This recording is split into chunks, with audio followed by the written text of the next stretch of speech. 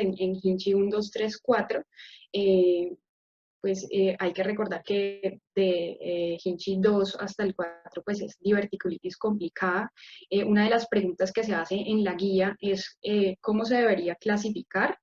Entonces la clasificación pues se puede dar en complicada y no complicada. Este es una de las tantas clasificaciones de Mora López que se hizo en el 2013, se actualizó, y pues la no complicada sería el estadio 0, con divertículos con engrosamiento de la pared del colon, con aumento de la densidad de la grasa pericólica, y la complicada serían todas las demás, pues que el 1A sería con burbujas pericólicas con poco líquido, sin evidencia de absceso.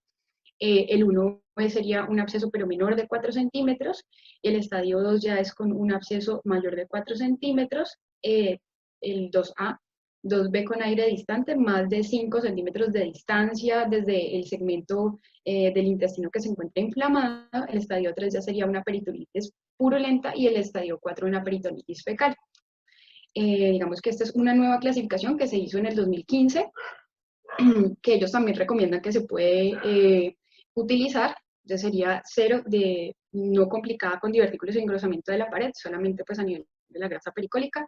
1 pues es la misma clasificación anterior, la 1B igual, la 2A igual, y pues la diferencia sería que en la 3 ellos hablan de líquido difuso sin gas libre, y 4 líquido difuso con gas libre distante. Entonces, para recordar la parte de la fisiopatología como tal, pues este es un artículo de la revista Nature que me pareció interesante. Pues recordemos que los divertículos colónicos son pseudodivertículos, es decir, que no constituyen, pues no tienen la parte muscular, sino que solamente está compuesto por mucosas o mucosa y serosa, y pues se debe a un aumento en la presión intraluminal, es predominantemente por cambios a nivel del hábito, pues de la dieta, y se asocia también con estreñimiento, con ingesta de carnes rojas, y además lácteos con abundante cantidad de grasas, por ejemplo. Y se ha visto de manera importante que a pesar de que se consuman otros alimentos ricos pues en fibra, a pesar de que se consuma esto, si yo consumo una gran cantidad de proteína, más de 51 gramos por día, de todas maneras, pues voy a tener riesgo importante de tener divertículos. Entonces, lo que ocurre en la diverticulitis, pues en la diverticulosis, sería que tenga un aumento de la presión intraluminal, y esto me va a generar que haya, además de los cambios estructurales, haya alteración a nivel del colágeno, que haya disminución de las células gliales y de las neuronas, y por lo tanto alteración de los neurotransmisores, que sí permite que haya posteriormente un cambio ahí a nivel de la disbiosis pues de la luz intestinal. Entonces pues me va a permitir que haya también hipersensibilidad visceral. Eh, ya después de que esto constituiría lo que se llama enfermedad diverticular no complicada sintomática, y pues se puede presentar con dolor abdominal crónico. Ya la diverticulitis aguda como tal, entonces sería con una éstasis de las bacterias que permiten que haya unos cambios y una inflamación de manera aguda importante, con disrupción a nivel de la pared intestinal y de la barrera intestinal, y respuesta inflamatoria inicialmente local y después puede ser sistémica. Y pues en el caso de que haya sangrado, esto ocurre porque normalmente nosotros tenemos disminución a nivel de, pues, cuando tenemos la base recta, pues ahí hay una disminución del calibre de esa mucosa, y pues por eso hay más posibilidad que se formen esos divertículos, y pues cuando esa base recta sangra, pues eso explicaría el sangrado. Algunos factores de riesgo que pues encontraron en este artículo es que aparte pues ellos encontraron, tomaron todas estas variables y encontraron que los factores de riesgo para que se presente un episodio de diverticulitis aguda es que tenga un episodio previo de diverticulitis con una P significativa y una elevación de la PCR. Realmente los leucocitos y pues las otras variables no tuvieron nada que ver. Entonces, esta es la guía madre en la que nos basamos, que es una guía va a ser publicada en junio de 2020, que salió este fin de semana, de la Sociedad Americana de Cirujanos de Colon y Recto, para el tratamiento de la diverticulitis colórica del lado izquierdo, que pues es la más predominante. En nuestro medio, ellos tomaron estos términos MESH, no tuvieron conflicto de interés. En teoría, estas guías se revaloran cada 5 años y se actualizan cada 5 años. Tomaron en total 7.563 artículos, de todos estos después de hacer un screening y pues los criterios de elegibilidad tomaron 168 artículos. Y pues ellos empiezan hablando de la definición, de algunas definiciones. Entonces, cabe recordar que la diverticulitis pues no tiene una definición aceptada universalmente, pero pues la diverticulitis complicada, ellos la definen como la diverticulitis asociada a una perforación no contenida asociada a complicaciones como, por ejemplo, respuesta inflamatoria sistémica, fístula, abscesos, estenosis, obstrucción o microperforación con pequeñas cantidades de gas extraluminal contenido. Y la diverticulitis no complicada sería aquella que no está asociada con ninguna de las características mencionadas, pues donde solamente va a haber inflamación. Otra cosa es la enfermedad diverticular sintomática, donde pues voy a tener la característica de los divertículos con dolor abdominal crónico en ausencia de colitis. Y pues también la diverticulosis, que es simplemente pues la presencia de divertículos sin inflamación y sin ningún síntoma. Entonces, el diagnóstico lo voy a hacer inicialmente por clínica, característicamente con dolor a nivel del cuadrante inferior izquierdo. Voy a presentar fiebre y leucocitosis, más de 10.000 o 12.000. Cuando tengo fecaluria y neumaturia o heces por la vagina, pues es un signo de alarma para pensar en que tenga una fístula, bien sea colovesical o colovaginal. Y la primera recomendación de la guía es que tenemos que hacer una historia clínica completa, un examen físico completo. Tenemos que tener en cuenta los laboratorios con un grado de recomendación 1C. En cuanto a las ayudas diagnósticas de laboratorio, pues dependiendo de cómo sea la clínica del paciente, pues yo puedo tomar un hemograma, uroanálisis, una radiografía de abdomen, dependiendo de qué es lo que quiero ver, pues como para realizar un diagnóstico diferencial. La PCR, la procalcitonina y la calprotectina fecal pueden ser de utilidad como factores predictores de gravedad. La PCR, pues característicamente por encima de 148.5 puede ser una predictora de mortalidad y de recurrencia de la enfermedad, de acuerdo con algunos de los artículos. La procalcitonina también, la elevación de la procalcitonina me va a ayudar a determinar que, sobre todo, por ejemplo, cuando yo tengo pacientes con diverticulitis no complicada y no sé si voy a tratarlos o no con antibiótico, la procalcitonina me podría ayudar en que si es negativa, pues yo puedo darle egreso al paciente con tranquilidad sin necesidad de darle manejo antibiótico. Y la calprotectina fecal, pues es una proteína que se evidencia en el citosol de los neutrófilos. Entonces, pues cuando hay inflamación y cuando hay reclutamiento de los neutrófilos en el colon, pues va a estar aumentada, pero el problema es que se puede ver aumentada en muchísimas otras patologías. Pero digamos que simplemente pues me ayudaría a tener factores que sumen al ATAC, que sería pues el gol estándar en el diagnóstico. Entonces, en cuanto al TAC, pues yo realizo el diagnóstico con el TAC y además de eso, esto me sirve para evaluar la severidad, para evaluar la clasificación y además para determinar el plan de tratamiento con una sensibilidad y una especificidad del 95%. Y el TAC abdominopélvico, pues ellos consideran que es la imagen ideal ante la sospecha de la diverticulitis con un grado de recomendación 1B. Entonces, pues aquí hay dos estudios que avalan esta parte de la recomendación. Finalmente, lo que decimos es que es el gold estándar para el diagnóstico de la diverticulitis. Este fue un estudio donde pues, se evidenciaron los factores predictores para la recurrencia y entre los factores predictores para la recurrencia estaban los hallazgos que se veían en el TAC, pues que permitían dependiendo de los hallazgos que se vieran en el TAC, por ejemplo, los abscesos tenían mayor recurrencia de la enfermedad después. Y este es otro artículo que es publicado en el 2008 de Ambrosetti, donde muestran que también se correlaciona con la necesidad de realizar posteriormente una cirugía electiva como una sigmoidectomía o una colectomía. Entonces, pues el grado de severidad del TAC se va a correlacionar con varias cosas, entre ellas con las complicaciones a largo plazo, con la recurrencia, con la persistencia de los síntomas y con el desarrollo de estenosis y de fístulas.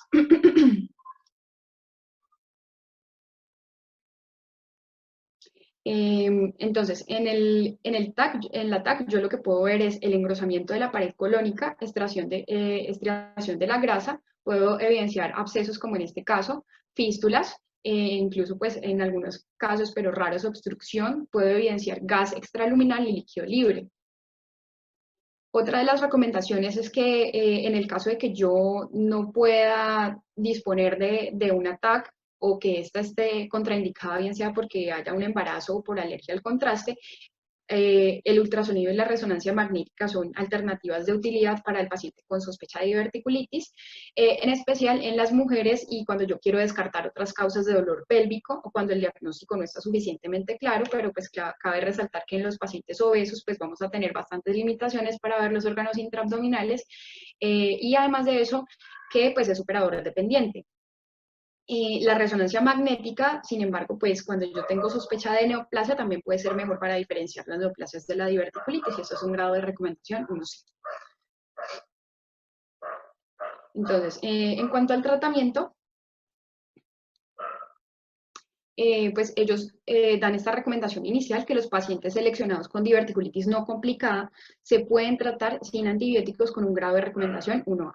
Este es uno de los puntos donde siempre pues hay como más discusión respecto a los antibióticos porque se ha evidenciado que la mayoría de los cirujanos pues suelen ser reacios a la administración de antibióticos a pesar de la evidencia. Entonces, es un estudio donde se tomaron 293 estudios, es un metaanálisis donde se tomaron 11 estudios, 7, comparando el manejo observacional versus el manejo antibiótico y cómo era pues, el resultado de estos pacientes. Se publicó en el 2019 y los antibióticos que se usaron más fueron rifaximina, cefalosporina, metronidazol y en algunos casos amoxicilina, clavulanato. En algunos de los estudios no se publicó pues, cuáles eran los antibióticos y se tomaron entre 7 a 10 días de antibiótico. Entonces, y además de eso, pues entonces con 7 estudios fueron comparando esto y 4 estudios adicionales compararon el manejo antibiótico oral versus el manejo antibiótico endovenoso. Entonces, cabe resaltar que en las guías de la WSS ellos refieren que pues cuando yo tengo el paciente hospitalizado, una recomendación es pasar el antibiótico rápidamente a oral para poder darle egreso rápidamente a ese paciente. Y aquí pues lo que encontraron era que pues tenía mucha heterogeneidad realmente pero pues encontraron que la cirugía electiva se dio en mayor proporción en los pacientes que no tuvieron manejo antibiótico versus los que sí tuvieron manejo antibiótico con unos ratios de 2.89 y una P significativa. Sin embargo, ellos como que rechazan de alguna manera esos resultados porque dicen que hay mucha heterogeneidad, entonces pues dicen que realmente no es muy confiable que pensar en que los pacientes que tengan antibiótico se disminuye posteriormente la cirugía electiva. Y los pacientes que tuvieron antibiótico oral versus antibiótico endovenoso, pues los resultados fueron iguales en cuanto a mortalidad y complicaciones.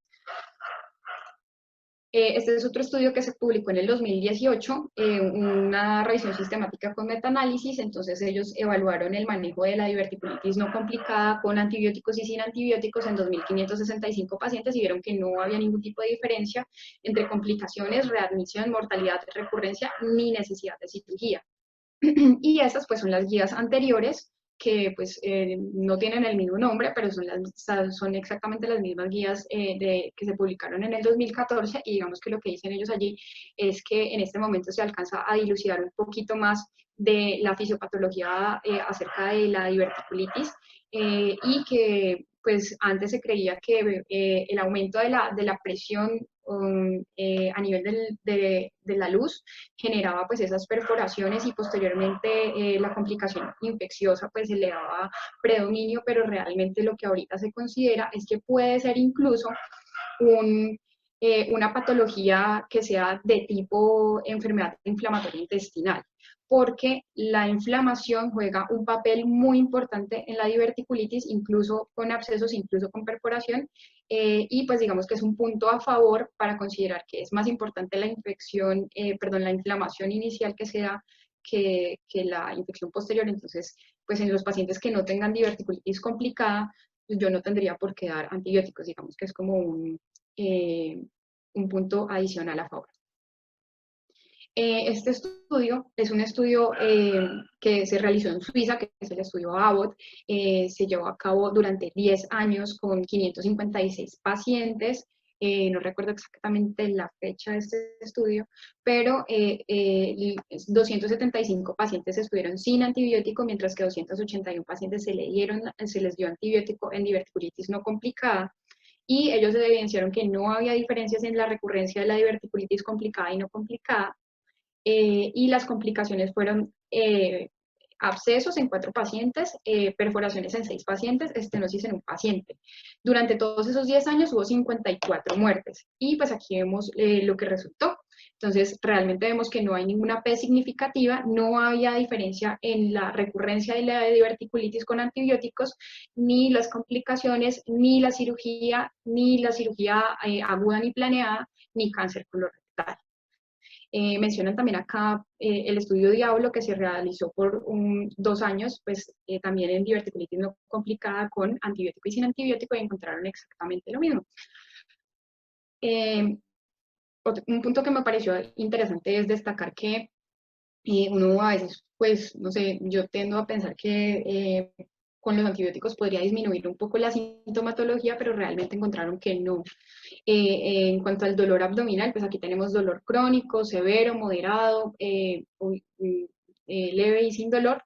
Los pacientes en naranja fueron los que recibieron antibiótico y en azul fueron los que no recibieron antibiótico, y estos son los cambios en el hábito intestinal. Encontraron que no había ninguna característica pues significativa respecto a los cambios de los síntomas y el de dolor abdominal y hábito intestinal. Bueno, entonces, esta es otra recomendación para diverticulitis no complicada todavía, es tratamiento no operatorio para la diverticulitis, pues debe incluir en algunas ocasiones antibióticos con un grado de recomendación 1C. Entonces, pues este fue un estudio, un ensayo clínico controlado randomizado, donde se tuvieron en cuenta 11 departamentos de cirugía, 10 de Suiza y 1 de Irlanda. Se tomaron en total 623 pacientes y las complicaciones pues más importantes fueron el absceso, que se dio en 1.9% de los pacientes que no recibieron antibiótico y en 1% de los pacientes que recibieron antibióticos. Acá vemos que no es significativo el desenlace con absceso. La hospitalización fue en una media de 3 días, tampoco había diferencias, y tampoco había diferencias en la readmisión por recurrencia.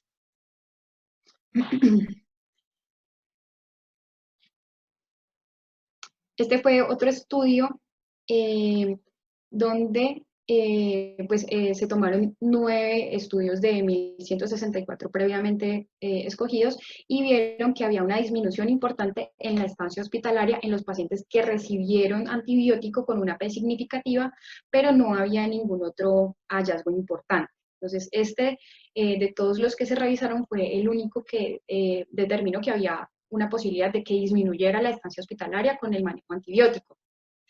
Este otro estudio fue publicado en el 2016, un ensayo clínico controlado donde se tuvieron en cuenta 22 clínicas en los Países Bajos con 528 pacientes en total, y lo que ellos encontraron era que pues, el tiempo de recuperación era de 14 días, pero no había diferencia en el tipo de recuperación de los que recibieron y no recibieron. No había diferencia en ningún tipo de complicaciones, ni de resección de sigmoides, readmisión, eventos adversos, ni mortalidad.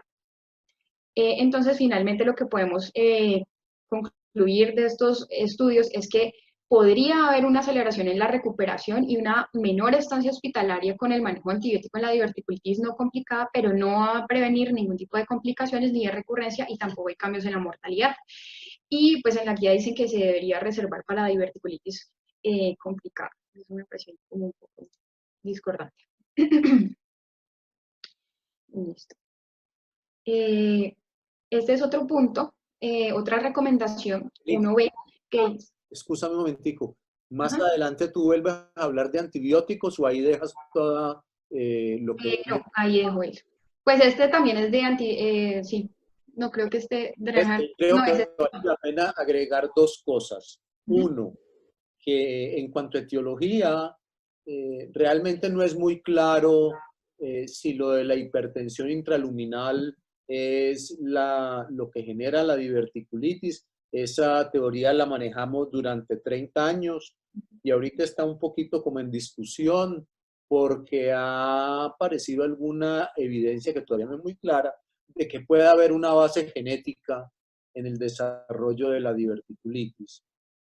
Respecto de los antibióticos, probablemente se te pasó por alto comentar que si uno decide manejar a un paciente con antibióticos, eh, las guías anteriores decían que 7 días, probablemente 4 días son suficientes, no es necesario 7 días.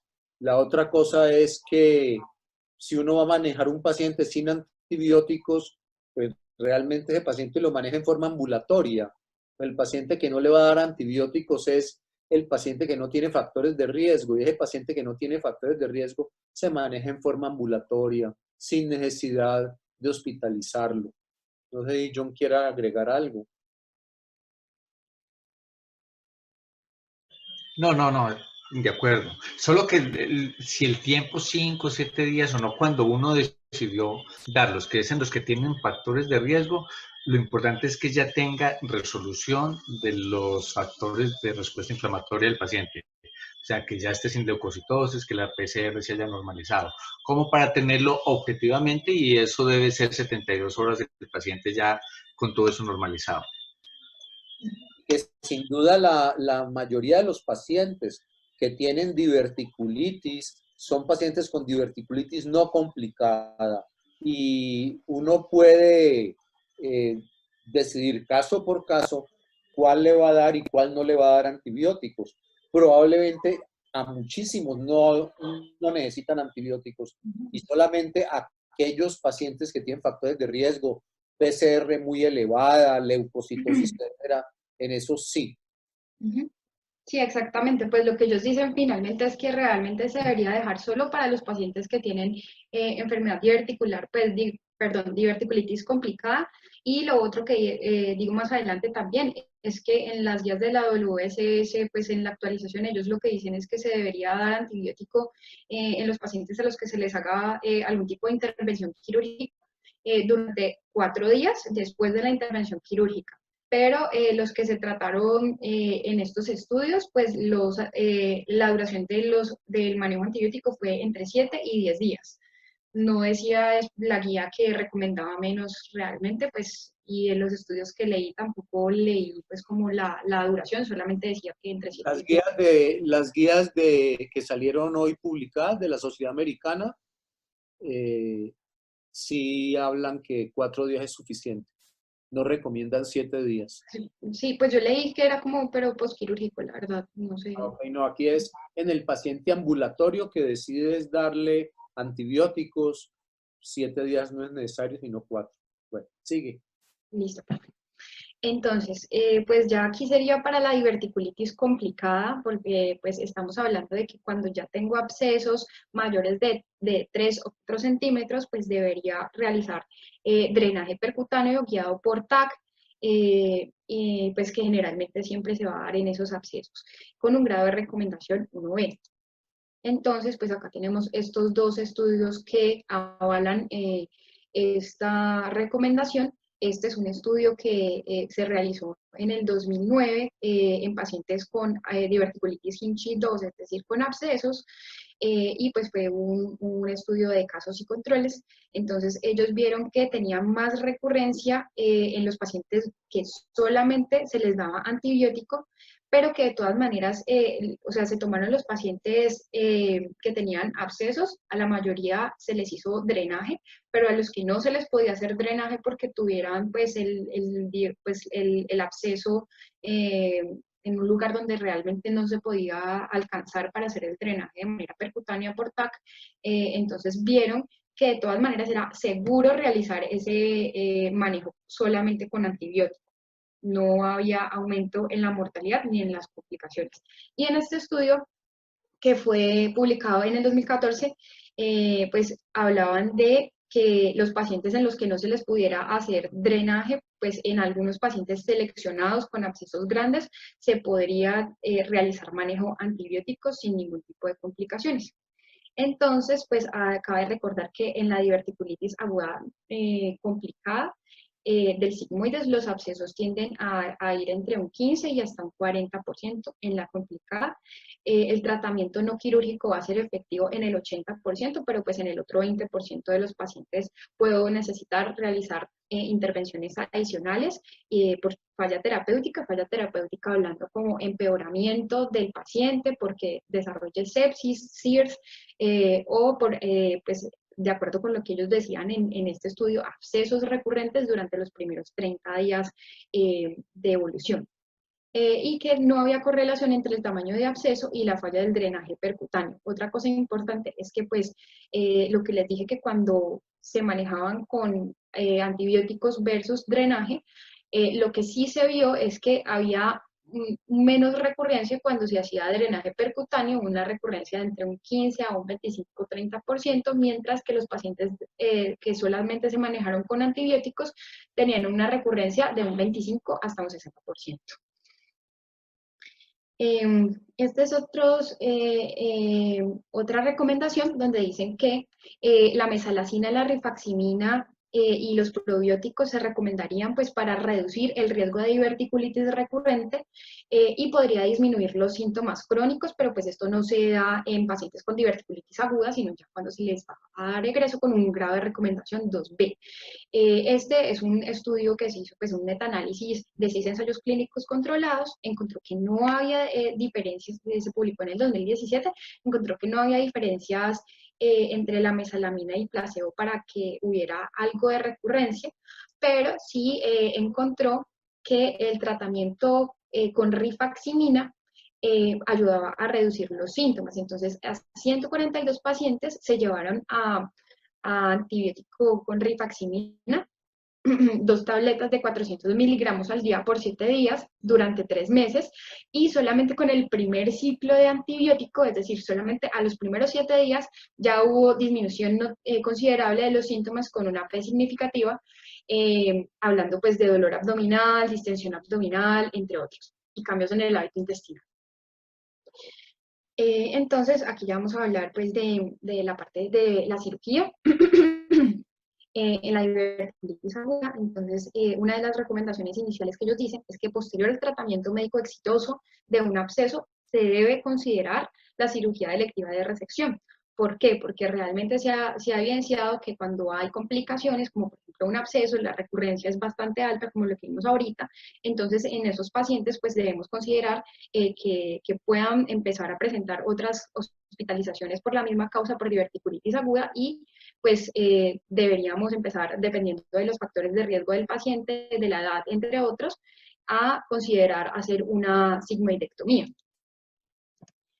Hay varios puntos importantes aquí, que uno sería pues que la resección electiva basada en la edad corta no se recomienda porque en muchos pacientes antes pues se ha evidenciado que los pacientes jóvenes tienden a recurrir mucho más fácil y que probablemente van a estar hospitalizados durante varios periodos de su vida por diverticulitis aguda. Entonces, antes pues lo que entendí es que se realizaba más prontamente la resección del sigmoides, pero en este momento se recomienda individualizar los pacientes. Se ha evidenciado que hay una disminución del gen LAMP4, que es un gen en el plexo mientérico colónico, y eso se correlaciona, la disminución de la expresión de ese gen puede conducir a diverticulitis de inicio temprano. Ese es uno de los estudios pues, que lo avala, es un estudio del 2017 donde pues, encontraron esa variante de ese gen. Entonces, pues lo que ellos dicen es que no necesariamente todos los pacientes jóvenes van a tener recurrencia y hay que individualizar el manejo con un grado de recomendación 1C. La otra cosa es que la decisión de la colectomía sigmoidea electiva posterior a la recuperación de la diverticulitis aguda complicada debe individualizarse con un grado de recomendación 1B, y la decisión de la colectomía sigmoidea posterior a la recuperación de la diverticulitis aguda no complicada en pacientes inmunosuprimidos debe ser también individualizada con un grado de recomendación 1C. Este es uno de los estudios que avala eso. Entonces, pues este es un estudio donde se tomaron 736 pacientes, 107 estaban inmunosuprimidos y 550 eran inmunocompetentes, no todos inmunocomprometidos, ahí cometí un error. Y lo que se vio era que en los pacientes que estaban inmunocomprometidos, pues había mucha mayor dehiscencia de la sutura, con unos ratio de 1.46, y que además de eso había más morbilidad postquirúrgica, con unos ratio de 2.69, al igual que la mortalidad. Este fue un estudio bastante grande donde se siguieron pacientes, todos estos pacientes a los que se llevaron pues se evaluaron pues como todas estas variables de recurrencia y virulencia de la enfermedad diverticular durante 14 años, como 86 meses en total, y vieron que la recurrencia era similar en los pacientes inmunocomprometidos que en los inmunosuprimidos, pero que los pacientes inmunosuprimidos debutaban con un episodio muchísimo más grave y por lo tanto lo más probable era que se llevaran a cirugías de urgencia con mayor probabilidad, y que la diverticulitis no complicada en estos pacientes, lo ideal es que se maneje de manera no operatoria y pues evitando las colectomías por estos riesgos.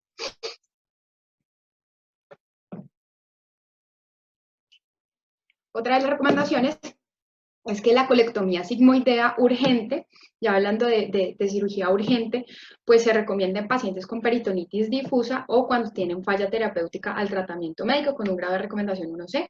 Entonces, pues recordemos que en estos pacientes lo más probable es que vayan a estar bastante comprometidos, que vayan a tener respuesta inflamatoria sistémica, una sepsis, incluso choque, entonces debemos de realizar reanimación con líquidos de manera juiciosa, antibiótico lo más pronto posible, y una vez hagamos la reanimación, pues se lleva a cirugía. No todos los pacientes van a requerirla, pero pues la mayoría sí.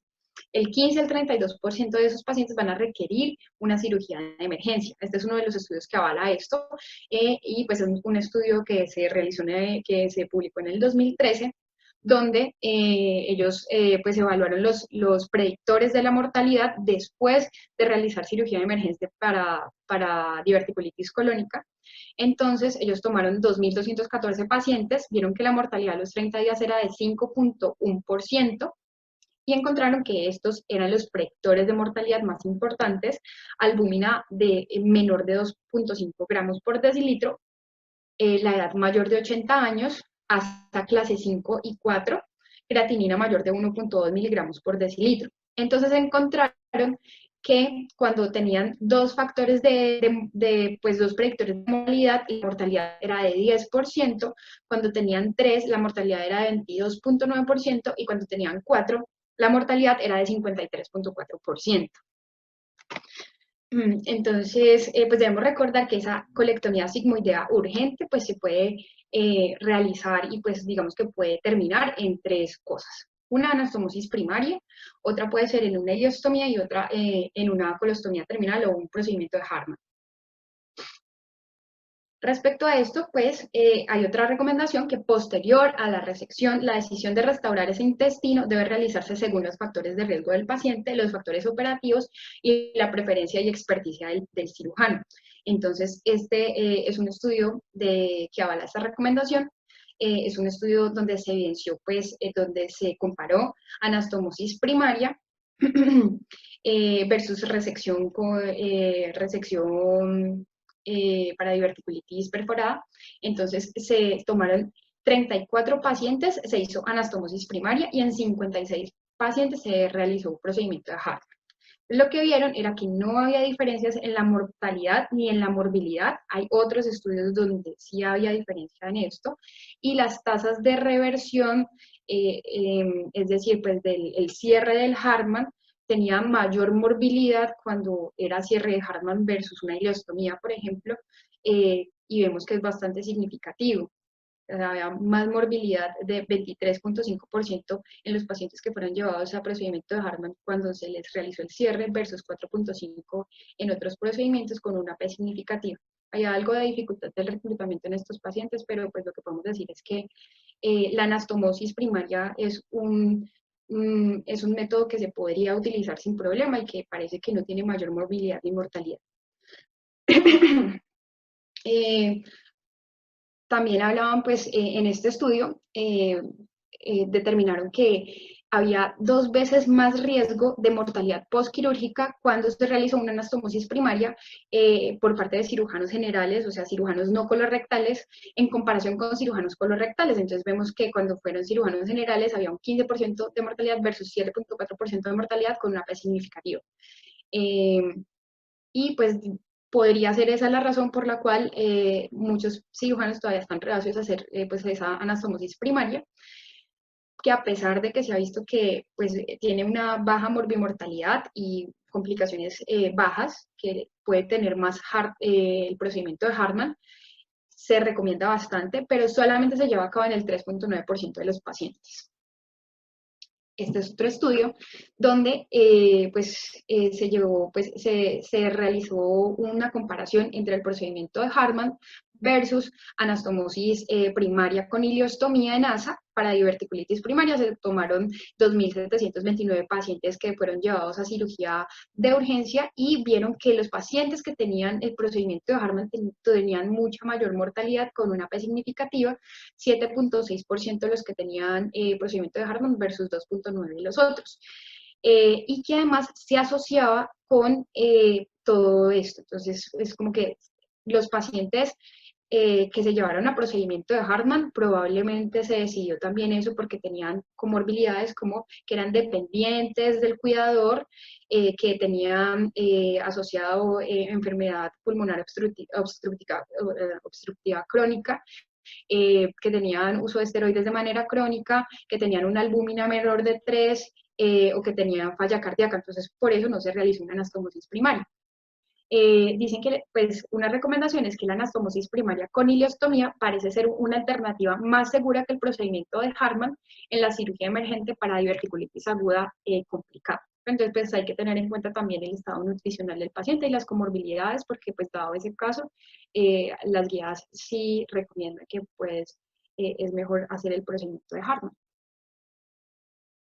En cuanto al lavado laparoscópico, pues ellos dicen que no se recomienda el lavado laparoscópico con peritonitis fecal, sino que se recomienda realizar una colectomía con un grado de recomendación 1A. Entonces, estos pues son varios estudios muy importantes que lo avalan. Este es el estudio LOLA que se realizó en el 2010, que es de laparoscopic lavage. Entonces, pues ellos lo que vieron era pues si el lavado peritoneal en peritonitis purulenta era mejor que el procedimiento de Hartmann con anastomosis primaria o anastomosis primaria. Y pues entonces 132 pacientes se llevaron a lavado laparoscópico y drenaje, 66 a Hartmann y 66 a sigmoidectomía con anastomosis primaria. Entonces, ellos lo que evaluaron era morbimortalidad. Digamos que encontraron bastantes cosas diferentes entre estos 3 estudios, porque este evaluaba morbimortalidad. El otro estudio es el estudio de Dilala, donde también compararon el lavado laparoscópico versus Hartmann. Se hizo seguimiento a 2 años y lo que querían ver era las tasas de reoperación en 12 meses postquirúrgicos. Lo que encontraron ellos, diferente a los demás y diferente a lo que dice la guía, es que el lavado laparoscópico es una mejor opción para peritonitis purulenta que la resección y colostomía, pero pues ellos en la guía dicen que definitivamente no se recomienda. Y el estudio Scandinavia, que se realizó en 21 centros de Suiza y Noruega, de 2010 a 2014, y ellos realizaron pues lavado peritoneal laparoscópico en 101 pacientes, resección colónica en 98 pacientes, y encontraron que había mucha más tasa de reintervención en el lavado laparoscópico, con una diferencia significativa cuando no había peritonitis fecal. El tiempo quirúrgico era menor, pero la tasa de cirugía, de reoperación era mucho mayor, y además de eso hubo 11 pacientes que tuvieron carcinoma y 4 de ellos que estaban dentro de los que se les hicieron lavado peritoneal laparoscópico no se encontraron en ese lavado peritoneal inicial. Entonces, pues es importante esa parte. Este es el estudio de Dilala, que se publicó en el 2018, y este es el estudio Scandinavia, que es de Scandinavian Diverticulitis. Entonces, lo que pues, se considera es que esa anastomosis primaria, en definitiva, tiene mayor probabilidad de retiro del estoma antes de los 12 meses. Es otra cosa muy buena, que hay bastante probabilidad de que no se pueda revertir el Hartmann, mientras que la mayoría de los pacientes pues, se pueden revertir a los 12 meses, y que es la cirugía electiva en diverticulitis Hinchey 3 y 4, pues exceptuando, dependiendo también de los factores de riesgo del paciente, y que tenía menos comorbilidades posterior al cierre del estoma que el Hartmann. Otra recomendación que dicen es que, pues ya analizando todos estos estudios, en peritonitis purulenta, no fecaloide, la colectomía se prefiere en lugar a realizar el lavado laparoscópico, ya que el lavado laparoscópico se asocia a tasas más altas de recurrencia que la colectomía, con un grado de recomendación 1A. El estudio LOLA terminó antes de tiempo. ¿Por qué? Porque vieron que había mucha tasa de abscesos con requerimiento de drenaje, entonces pues consideraron que había que pararlo definitivamente, porque el lavado laparoscópico no fue una buena intervención. Y en el estudio de Scandinavia, pues además encontraron que en el lavado laparoscópico pues podían pues, dejar algo de evidencia de peritonitis, y por lo tanto que pudiera haber una ISO profunda en mayor medida que con los otros procedimientos, y además también había mayor reoperación no planificada. Entonces, digamos que para concluir esta parte, las ventajas de la laparoscopia pues son estas: menor tiempo quirúrgico, menor riesgo de infección de la herida, menor complicaciones cardíacas, menor posibilidad de estomas, menor duración de la estancia hospitalaria y menor reducción de gastos. Pero pues si uno lo va a escoger, pues tiene que tener en cuenta todo lo demás. Y las desventajas serían que haya mayor riesgo de un absceso intraabdominal, de peritonitis, de una reoperación de emergencia, y además de problemas no resueltos como los carcinomas que se encontraron en esos pacientes. Algunas de las consideraciones técnicas son que, pues si yo voy a hacer una sigmoidectomía, tengo que hacer una sigmoidectomía completa, porque si dejo algo de segmento del sigmoides, pues hay más probabilidad de que haya recurrencia de la diverticulitis, y además de eso, pues fuga de la anastomosis, entonces debo hacerlo directamente a nivel del recto. En algunos pacientes pues voy a necesitar hacer liberación del ángulo esplénico con resección del ligamento esplenocólico y frenocólico, y pues que debo tener la anastomosis sin tensión. Dando lugar a que pues, la resección electiva debe incluir todo el sigmoides con márgenes de colon y recto sano, con un grado de recomendación 1C. En cuanto a la cirugía laparoscópica versus abierta, entonces se considera que con grado de recomendación 1A, cuando se pueda, siempre hacer cirugía mínimamente invasiva. Entonces, este es un estudio del 2013 que comparó pues, la cirugía abierta versus laparoscópica, y cómo fueron los resultados en 42 pacientes.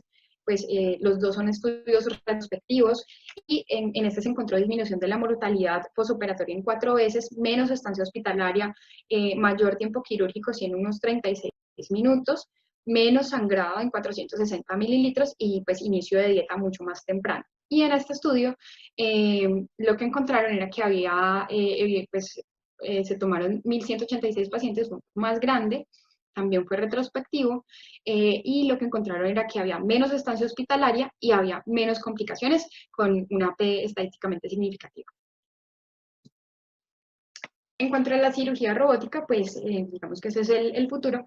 Este es un estudio del 2016 donde pues muestra que la cirugía robótica puede tener resultados muy similares a la cirugía laparoscópica, y que tenía la ventaja de que tenía menos riesgo de conversión, pero realmente hace falta que se hagan muchos más estudios. Otra recomendación es que posterior a la resolución de un episodio de diverticulitis aguda complicada, se debe evaluar el colon endoscópicamente si no se ha realizado durante el último año, con un grado de recomendación 1C. Las guías de la WSS dice que 4 a 6 semanas posterior, y esto con el fin de planificar si yo voy a considerar hacer algún tipo de resección colónica. Algunas otras consideraciones pues, de esta guía dice que la cirugía de control de daños pues, se debe realizar en pacientes seleccionados cuando están inestables, con peritonitis difusa por perforación diverticular, hablaban pues que sí, cómo debo planificar la resección electiva de la diverticulitis aguda. Entonces pues ellos hablaban de que debo tener en cuenta los factores relacionados con el paciente, el número de episodios de diverticulitis, pero pues vemos que los grados de recomendación son con una evidencia muy, muy baja, y que se sugieren 4 días de antibiótico postquirúrgico en la diverticulitis aguda complicada si el control de la fuente es inadecuado. Listo.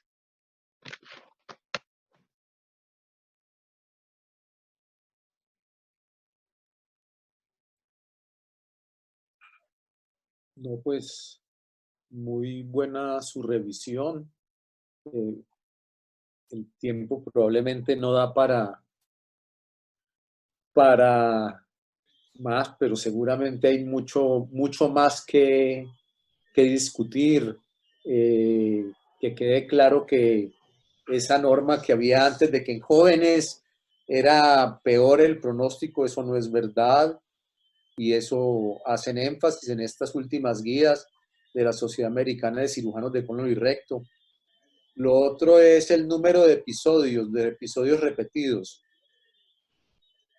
Antes eran como muy categóricos, sí, hágale la sigmoidectomía, y esos pacientes van a ir bien, y ahorita se sabe que no necesariamente, que el hecho de hacer la sigmoidectomía no quita el riesgo de recurrencia,